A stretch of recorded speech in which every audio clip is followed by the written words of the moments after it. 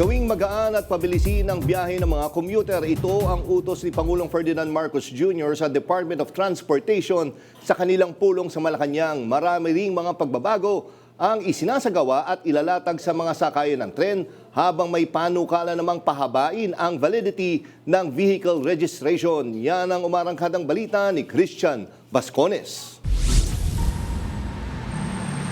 Kung dati umaabot ng 3 oras ang biyahe ni Angelo galing bahay papuntang eskwelahan, ngayon nasa mahigit 1 oras na lamang. Sa commuter po, sobrang hirap nung mga times na super haba nung pila sa MRT. And ngayon po na mas pinapabilis nila yung pila, mas convenient na po. Or mas marami na rin yung mga commuter na mas sasakay sa MRT or any transportations po. Kaya laking pasasalamat niya sa mga ginawang pagbabago sa MRT3. Thankful somehow, but sana mas patuloy pa rin nilang baguhin yung sistema ng traffics and transportations po. Tinatayang 20 minutos naman ang nabawas sa biyahe ni Erwin papuntang trabaho araw-araw dahil wala ng pila sa mga sakayan ng tren. Nakagaan sa biyahe. Yun lang, para nakaka-uwi kagad na maaga. Pasalamat tayo na napapabilis yung processing ng biyahe namin, mga commuters. Ilan lamang sila sa mga nakaramdam ng paggaan ng araw-araw ng pagbiyahe matapos iutos ni Pangulong Ferdinand R. Marcos Jr. sa DOTR na gawing mas madali, mas mabilis at mas komportable ang biyahe ng mga commuters sa buong bansa.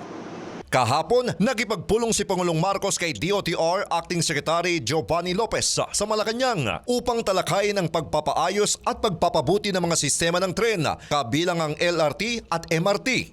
Ayon kay PCO Undersecretary at Palace Press Officer Claire Castro, ipinag-utos ng Pangulo sa DOTR na iprioridad ang kapakanan ng mga commuters, panatilihing malinis at maaliwalas ang mga estasyon at siguruhing maaasahan at laging nasa oras ang mga tren.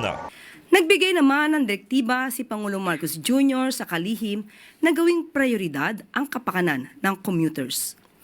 Panatilihing malinis at maaliwalas ang mga pasilidad. At siguruhing reliable at on time ang mga tren sa lahat ng oras.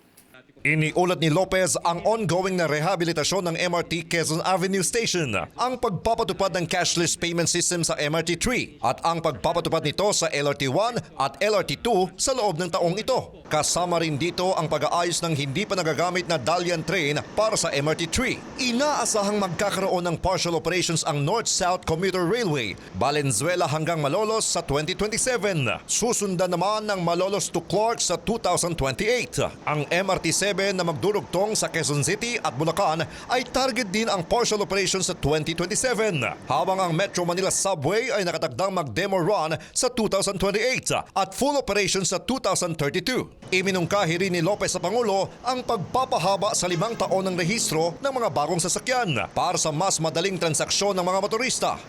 Samantala, ongoing naman ang ilang mga renovation at construction sa mga pasilidad ng pampublikong sasakyan. Mula sa pahirapan sa pag-akyat at pagtawid sa Mount Kamuning Bridge, ngayon naabutan pa namin ang ilan sa mga nagtatrabaho dito sa pinaganda at pinakomportable na overpass bridge dito sa Kamuning. At kung makikita nyo po sa aking likuran, ang bahaging ito ng Kamuning EDSA Bus Carousel Station, halatang bagong-bago pa kasi hindi pa natatanggal yung mga plastic cover ng mga signages. Iilan lang po yan sa mga transportation development na isinusulong at ginagawa ng pamahalaan. Ako si Christian Bascones ng PRTV News, nagseserbisyo para sa Pilipino.